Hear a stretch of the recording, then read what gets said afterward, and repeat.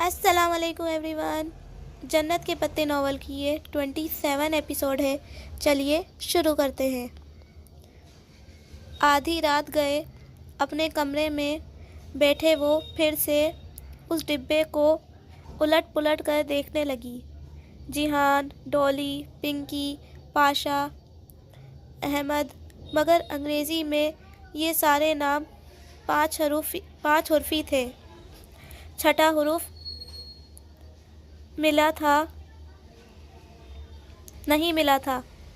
وہ بار بار اس سطر کو پڑھے گئی مگر کوئی حل نظر نہیں آتا تھا۔ مگر وہ کون سا شخص تھا جس کے پاس ایسے ہر محنت طلب مسئلے کا حل ہوتا تھا؟ وہ ڈبہ لیے بھاگ کر باہر آئی۔ جیحان کچن میں کھڑا کاؤنٹر پر گلاس رکھے پانی کی بوتل اس میں انڈیل رہا تھا۔ وہ اس کے سامنے آئی اور باکس اس کے ساتھ رکھا۔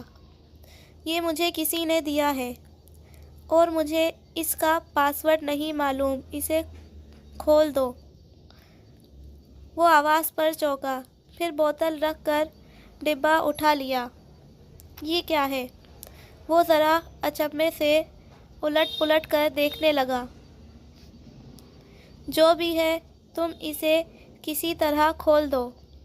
ہاں، کھل جائے گا، نو پرابلم۔ وہ ڈھکن اور ڈبے کی بند دراز پہ انگلی پھیر کر کچھ محسوس کر رہا تھا۔ تم مجھے ایک بڑا چھرا اور ایک ہتھوڑا لا دو۔ اوفو، توڑنا نہیں ہے اسے، بلکہ تم تو رہنے ہی دو۔ اس نے خفگی سے ڈبہ اس کے ہاتھ سے واپس لے لیا۔ کیا ہوا؟ میں کھول تو رہا تھا، 1 منٹ مجھے دیکھنے تو دو۔ میں خود کر لوں گی، تم رہنے دو۔ تم میرے لیے کچھ نہیں کرتے۔ پتہ نہیں وہ کس بات پہ اس سے خفا تھی جو جھنجھلا کر بولی۔ پھر سوچ لو، میں تو ابھی ماموں کے پاس جا رہا تھا، انہیں تمہیں دوبارہ استنبول بھیجنے کے لیے راضی کرنے۔ مگر ٹھیک ہے، میں تمہارے لیے کچھ نہیں کرتا۔ وہ شانے اچکا کر پانی پینے لگا۔ سچ؟ اس نے بے یقینی سے پلکیں جھپکائیں۔ تم انہیں منا سکتے ہو؟ میں ایک اچھا شیف اور ایک اچھا میکینک ہونے کے ساتھ ساتھ ایک اچھا وکیل بھی ہوں۔ ٹرائی می۔ وہ گلاس رکھ کر ذرا سا مسکرایا۔ ابا ایک دفعہ اڑ جائیں تو کبھی فیصلہ نہیں بدلتے۔ تم انہیں کیسے مناؤ گے؟ ویسے تو تمہارا دوبارہ استنبول جانا میرے مفاد میں قطعاً نہیں ہے، کیونکہ اب تم ہر ٹورسٹ اٹریکشن دیکھنے کے لیے مجھے ہی خوار کرو گی۔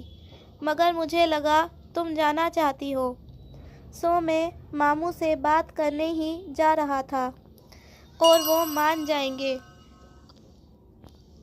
بروقت کونیا کو کینیا نہ بتاتا تو شاید وہ کبھی نہ مانتے۔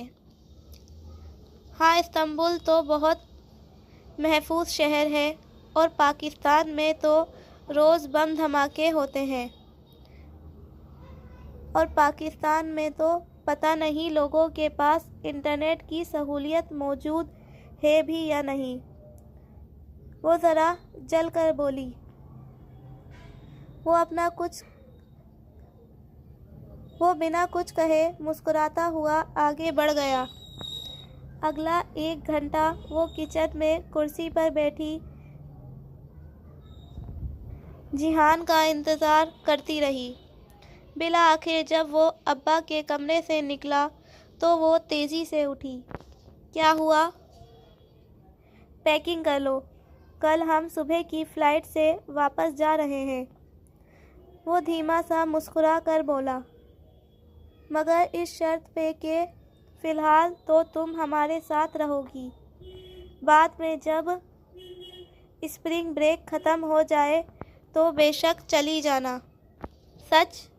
وہ بے یقینی و خوشگوار حیرت میں گھری اسے دیکھ رہی تھی۔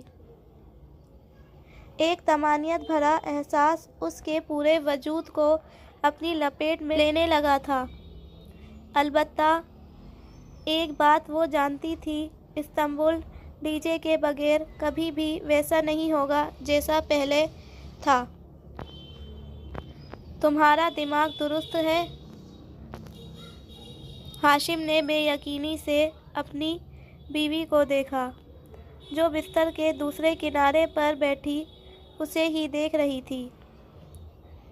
ان دونوں کے درمیان حارث آنکھیں موڑے سو رہا تھا۔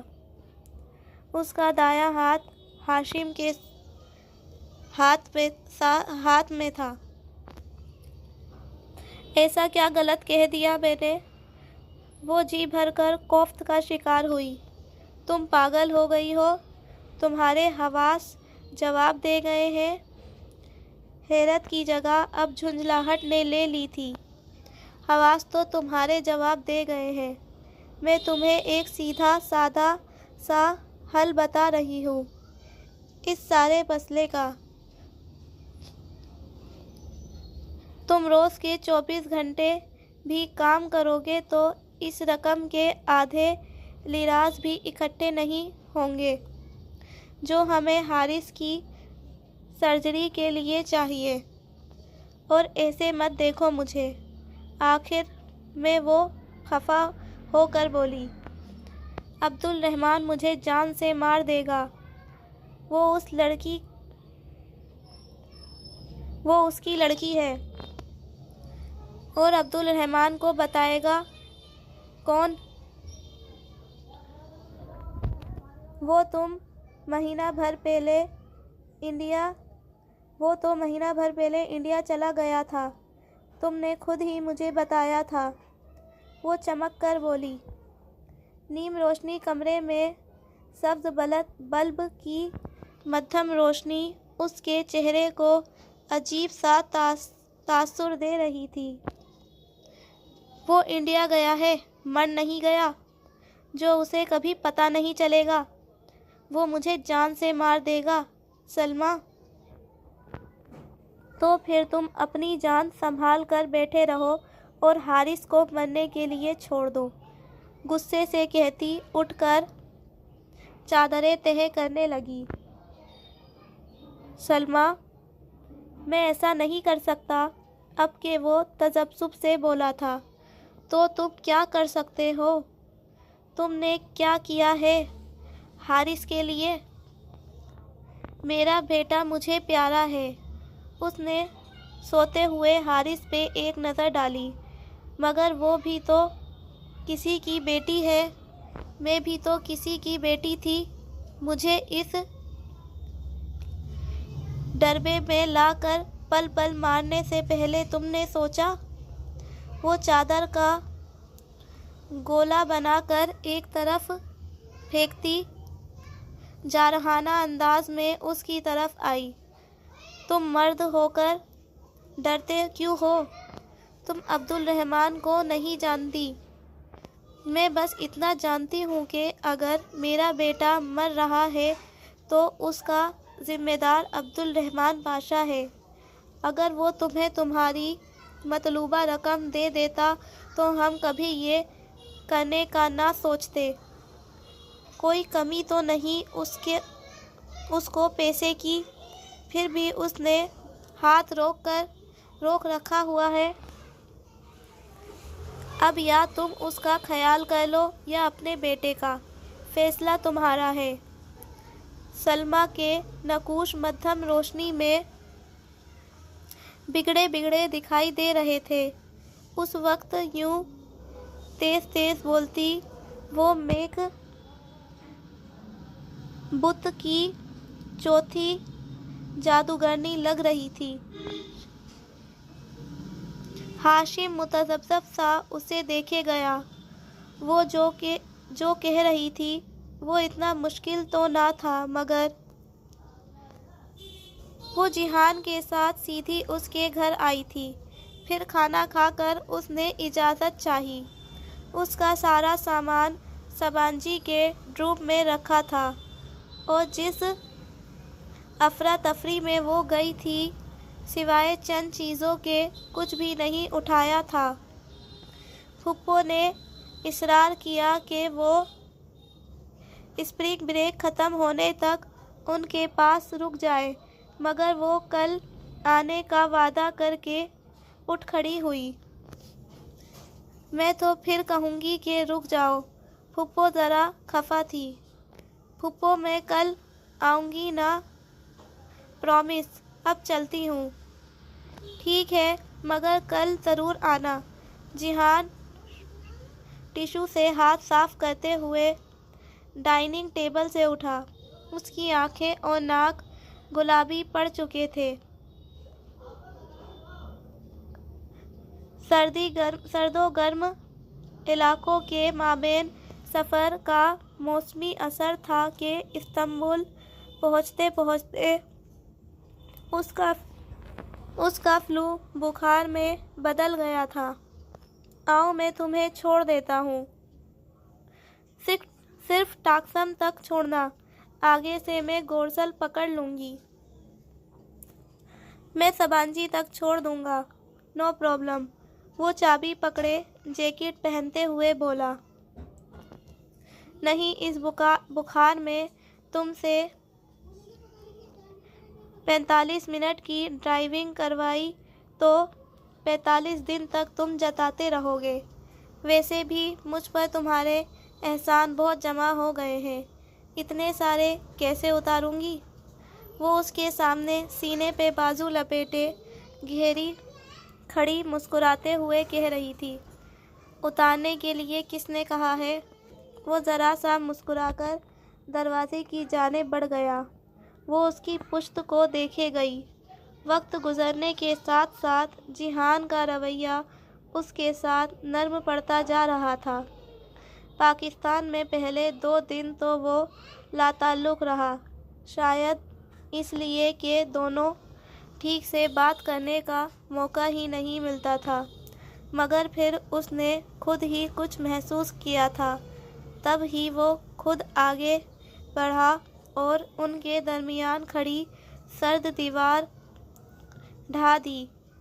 لیکن کیا وہ اس کے لیے وہ محسوس کرتا تھا جو وہ اس کے لیے کرتی تھی؟ کیا اسے ان کا وہ بھولا بسرا رشتہ یاد تھا جس کے متعلق اس گھر میں کوئی بات نہیں کرتا تھا؟ ابھی کچھ دن وہ اس کے گھر رہے گی تو ان سارے سوالوں کے جواب جاننے کی ضرور کوشش کرے گی۔ اس نے طے کر لیا تھا ٹاکسم اسکوائر کا مجسمہ آزادی اسی طرح تھا جیسے وہ چھوڑ کر گئی تھی۔ مجسمے کے گرد گول چکر میں اگی گھاس پہ سرخ، سفید اور زرد ٹیولپ کھلے تھے۔ ہر جگہ سالانہ ٹیولپ فیسٹول کے پوسٹرز بھی لگے تھے، جو کہ سال کی طرح اس موسم بہار میں بھی استنبول میں منعقد ہونا تھا۔ ٹیولپ کا پھول استنبول کا سمبل تھا، مگر ان کی دلفریب مہک میں ڈوبا ٹاکسم اسکوائر حیا کو خزاں آلود لگا تھا۔ وہ بہار اب وہاں نہیں تھی جیسے ڈی جے نہیں تھی۔ تم جا رہی ہو، حالانکہ میں چاہتا تھا تم کچھ دن ہمارے گھر رہو۔ گاڑی روکتے ہوئے جیحان نے چہرہ اس کی طرف موڑے سنجیدگی سے کہا۔ میں کل آ جاؤں گی، مگر کل تک میں سبانجی اپنا ڈروم بلاک چیک اور ہر جگہ جہاں میں ڈی جے اکٹھے گئے تھے ایک دفعہ پھر دیکھنا چاہتی ہوں، اکیلے۔ بالکل اکیلے۔ میں ان بیتے لمحوں میں پھر سے جینا چاہتی ہوں۔ مت کرو، تمہیں تکلیف ہوگی۔ بہت تکلیف سہہ لی، اب اس سے زیادہ تکلیف مجھے نہیں مل سکتی۔ اس نے بھیگی آنکھوں کا کونا انگلی کی نوک سے صاف کرتے ہوئے کہا تھا۔ اوکے۔ اس نے سمجھ کر سر ہلا دیا۔ اس کے چہرے پہ ابھی تک نقاہت تھی، وہ واقعی بیمار لگ رہا تھا۔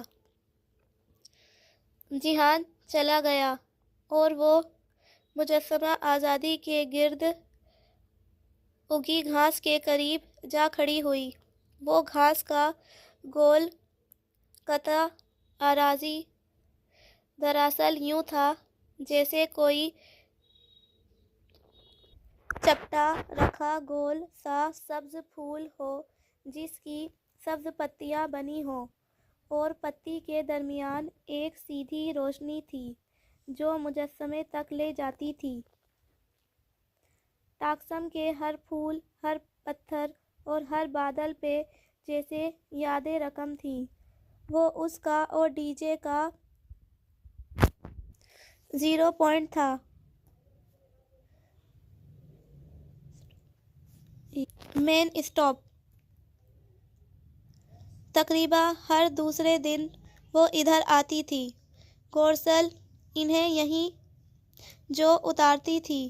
یہاں سے آگے وہ عموماً میٹرو ٹرین پکڑ لیا کرتی تھیں۔ اس اسکوائر کا چپا چپا انہیں یاد تھا، اور ڈی جے کے بغیر سب کچھ ادھورا تھا۔ اور اس طرف استقلال اسٹریٹ تھی، وہاں سے کی گئی ان کی ڈھیروں شاپنگ جو رائے گاہ چلی گئی۔ استقلال اسٹریٹ آج بھی وہیں تھی، بہت طویل، نہ ختم ہونے والی، مگر زندگی ختم ہو گئی تھی۔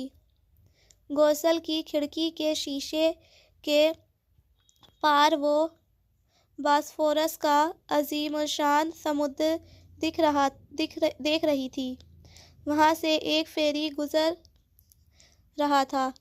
اسے یاد تھا جب پہلی دفعہ ان دونوں نے اسی جگہ پل پار کرتے ہوئے نیچے فیری تیرتا دیکھا تھا تو وہ تو خوشی سے پاگل ہو گئی تھی۔ وہ کبھی بحری جہاز میں نہیں بیٹھی تھی، اور صرف اسے دیکھ کر ہی وہ پرجوش ہو گئی تھی۔ پھر فیری وہاں رہ گیا اور زندگی ختم ہو گئی۔ دوپہر کی ٹھنڈی ٹھنڈی دھوپ سبانجی کے در و دیوار پر پھیلی تھی۔ ٹروم بلاکس تقریباً ویران پڑے تھے۔ اسپرنگ بریک ابھی ختم نہیں ہوئی تھی، اور اسٹوڈنٹس اپنے اپنے ٹورز پہ تھے۔ اسے کسی کو اطلاع دینے کا ہوش نہیں تھا، مگر پاکستان روانگی والے دن جانے حالے کو کسی نے بتایا، اور پھر سب کے فون آنے لگے تھے۔ مبتسم، حسین، ٹالس، سارہ، لطیف، انجم باجی، سب اسے برابر فون کر رہے تھے، مگر وہ سب یقیناً ابھی واپس نہیں آئے تھے۔ وہ اپنے ٹروم بلاک کا گول چکر کھاتی سیڑھیاں چڑھنے لگی۔ جب وہ سبانجی آئی تھی تو ان سیڑھیوں پہ برف جمی ہوئی تھی۔ اب وہ برف باہر لے گئی تھی۔ اس نے گردن اوپر اٹھا کر بالکنی کے بلب کو دیکھا، اور پھر اداسی سے مسکرا دی۔ کتنا ڈر گئے تھے وہ اپنے پہلے دن جب یہ بلب خود بخود جل گیا تھا، کہ پتہ نہیں یہاں کون سے جن بھوت ہیں۔ نکلے ہم وہی پاکستان کے پینڈو، حالے کہ یہ بتانے پہ کہ یہ ٹیکنالوجی کا کرشمہ ہے۔ ڈی جے اس کے جانے کے بعد کتنی ہی دیر افسوس کرتی رہی تھی۔ اس نے روم کا لاک کھولا۔ کمرہ سنسان پڑا تھا۔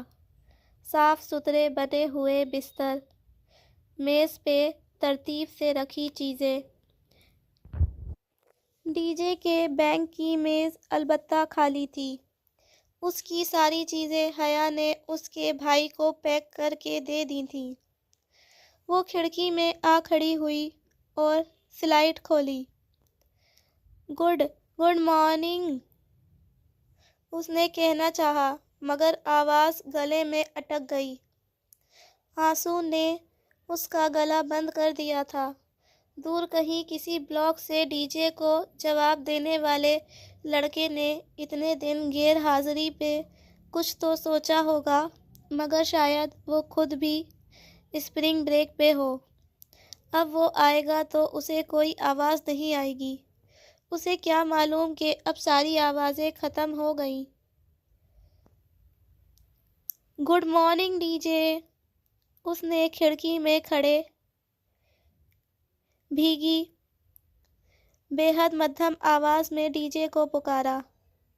آنسو اس کی پلکوں سے ٹوٹ کر چہرے پر لڑک رہے تھے۔ جواب نہیں آیا۔ اب جواب کبھی نہیں آنا تھا۔ وہ پلٹ کر اپنے بینک کی طرف آئی اور شانے سے پرس اتار کر اپنی میز پر رکھا۔ پھر زپ کھول کر اندر سے لکڑی کا وہ چھوٹا سا ڈبہ نکالا۔ اس کا جواب بھی اسے ڈھونڈنا تھا۔ او حیا، تم کب آئیں؟ آواز پہ وہ چونک کر پلٹی۔ کھلے دروازے میں مبتسم کھڑا تھا اور راہداری کے گزرتے ہوئے اسے دیکھ کر حیرت سے رکا تھا۔ آج ہی آئی ہوں، تم سب واپس آ گئے ہو؟ اسے ایک گوناگونیت کا احساس ہوا۔ وہ ڈبہ ہاتھ میں لیے اس کی طرف آ گئی۔ نہیں، وہ سب تو ابھی کونیا میں ہے۔ مجھے ذرا کام تھا، اس کے لیے آیا تھا۔ وہ دانستہ لمحہ بھر کو رکا۔ مجھے ابھی تک یقین نہیں آ رہا کہ ختیجہ اتنے اچانک کیسے ہوا۔ اللہ کی مرضی تھی مبتسم۔ ڈاکٹر کہہ رہا تھا کہ بیری اینیورزم پھٹے تو ایسا ہی ہوتا ہے، اچانک سے انسان کو لیپس کر دیتا ہے اور اچانک مر جاتا ہے۔ بہت کم لوگوں کو چند روز قبل درد شروع ہوتا ہے۔ ڈی جے کو بھی ہوا تھا، مگر اس نے مائیگرین سمجھ کر نظر انداز کیے رکھا اور پھر سب ختم ہو گیا۔ دوستوں کو کھونا بہت تکلیف دہ ہوتا ہے، میں سمجھ سکتا ہوں۔ وہ دونوں اسی طرح چوکھٹ میں کھڑے تھے۔ میں تو تب سے یہی سوچ رہی ہوں مبتسم کہ زندگی اتنی غیر یقینی چیز ہے۔ ایک لمحے پہلے وہ میرے ساتھ تھی اور اگلے لمحے وہ نہیں تھی۔ موم بتی کے شعلے کی طرح بے ثبات زندگی جو ذرا سی پھونک سے بجھ جائے، لمحے بھر کا کھیل۔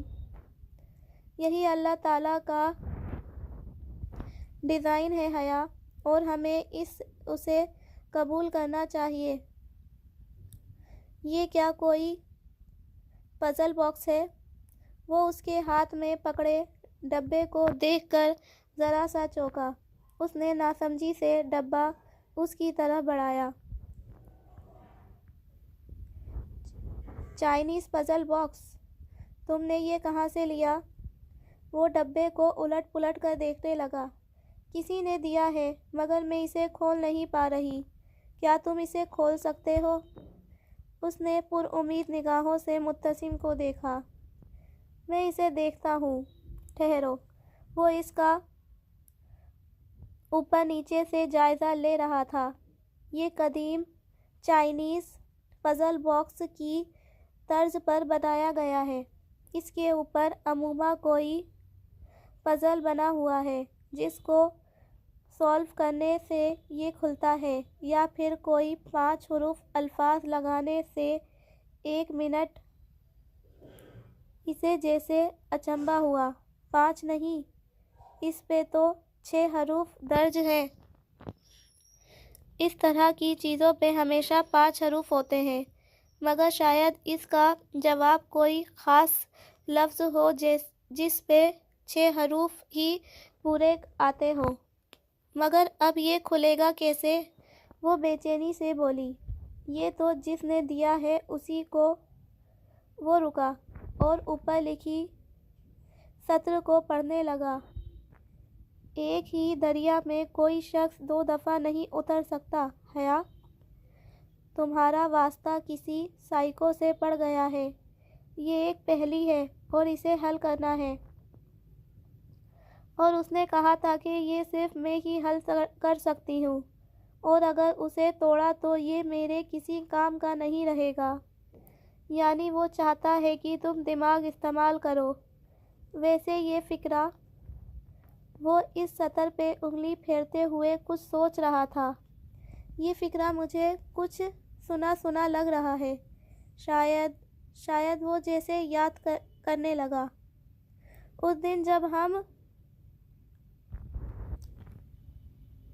جیو انفارمیشن کی کلاس میں لکھ کر باتیں کر رہے تھے، تب شاید پروفیسر نے یہ بولا تھا۔ نہیں، مجھے تو ایسا کچھ یاد نہیں ہے۔ پتہ نہیں، اس نے نفی میں سر ہلایا۔ انسان کی یادداشت چیزوں کو بہت ریلیٹ کرتی ہے۔ ہمیں ایک چیز کو دیکھ اس سے متعلق چیزیں یاد آ جاتی ہیں۔ خیر، جو بھی ہو، تم فکر نہ کرو، ہم اس کا کوئی حل نکال ہی لیں گے۔ ابھی تو میں کام سے جا رہا ہوں، دیر سے آؤں گا۔ تم دروازہ اچھی طرح لاک کر لینا۔ آج کل ڈروم بلاک تقریباً خالی ہے، ٹھیک ہے؟ اس کے یوں خیال کرنے پر وہ زیر لب مسکرا دی۔ وہ چلا گیا تو اس نے واقعی میں کمرہ اچھی طرح لاک کر لیا۔ سمانجی اتنی ویران تھی کہ اسے انجان سا خوف محسوس ہوتا رہا کہ کوئی اسے دیکھ رہا ہے۔ حالانکہ پیچھے مڑ کر دیکھنے پر اسے سب کچھ معمول کے مطابق ہی نظر آتا تھا، مگر کچھ تھا جو اسے بے چین کیے ہوئے تھا۔ رات بہت دیر تک لیٹے لیٹے وہ پزل باکس کو دونوں ہاتھوں میں پکڑے انگوٹھے سے حروف تہجی کی سلائڈ اوپر نیچے کرتی رہی۔ اس نے حروف کے کئی جوڑے بنائے، مگر وہ مکفل رہا۔ اسے نیند نے کب گھیرا اسے علم ہی نہیں ہوا۔ پزل باکس اس کے گرد ایک طرف لڑک گیا۔ وہ اب بھی ویسا ہی تھا، سرد، جامد اور مکفل۔ صبح وہ دیر سے اٹھی، ناشتہ کر کے رات والے شکن آلود لباس پر ڈھیلا سا سویٹر پہنے، بالوں کو جوڑے میں باندھی وہ نیچے آ گئی۔ اس کا رخ یونیورسٹی میں فوٹو کاپی کی طرف تھا۔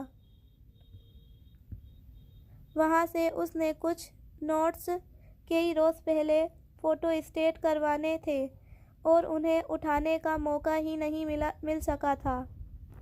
صبح کی چمکیلی مگر ٹھنڈی ہوا سمانجی کے سبزہ زار پہ بہہ رہی تھی۔ وہ فوٹو کاپی کے پاس آئی، اپنے نوٹس اٹھائے، سمانجی کے کارڈ سے ادائیگی کی اور پھر واپس جانے کے لیے پلٹی ہی تھی کہ اسے ایک میز پہ رکھا لاوارث سا رجسٹر نظر آیا۔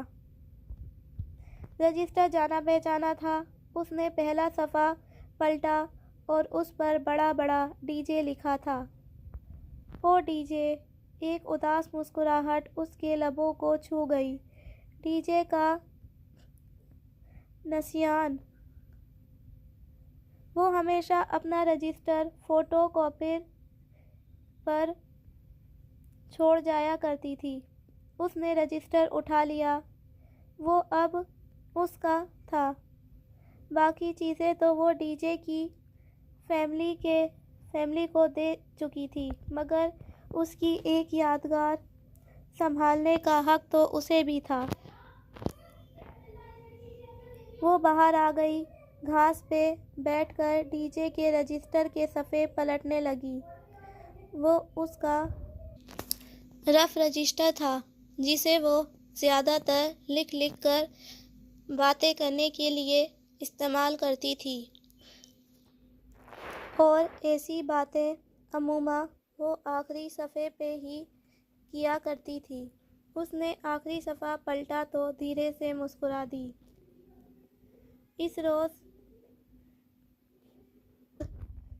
جیو انفارمیشن کی کلاس میں اس کی اور فلسطینیوں کی اسپرنگ بریک کی پلاننگ اس پہ لکھی تھی۔ وہ بہت محبت سے ڈی جے کے لکھے الفاظ پر انگلی پھیرتی انہیں پڑھ رہی تھی، جب ایک دم رک گئی۔ رجسٹر کے اس آخری صفحے کے اوپر بڑا کرکے ڈی جے کی لکھائی میں لکھا تھا، "Into the same river no man can enter twice. Hercules". ایک ہی دریا میں کوئی شخص دو بار نہیں اترتا۔ ہرکولس، قبل ازمّہ۔ وہ بالکل شل سی سانس روکے تحریر سے اس سطر کو دیکھ رہی تھی۔ کیا یہ پزل باکس اسے ڈی جے نے بھیجا تھا؟ جب تک آپ اسے کھول پائیں گی شاید وہ اس دنیا میں نہ رہے۔ وہ ایک دم رجسٹر لیے اٹھ کر روم کی طرف بھاگی۔ اسے مبتسم کو ڈھونڈنا تھا۔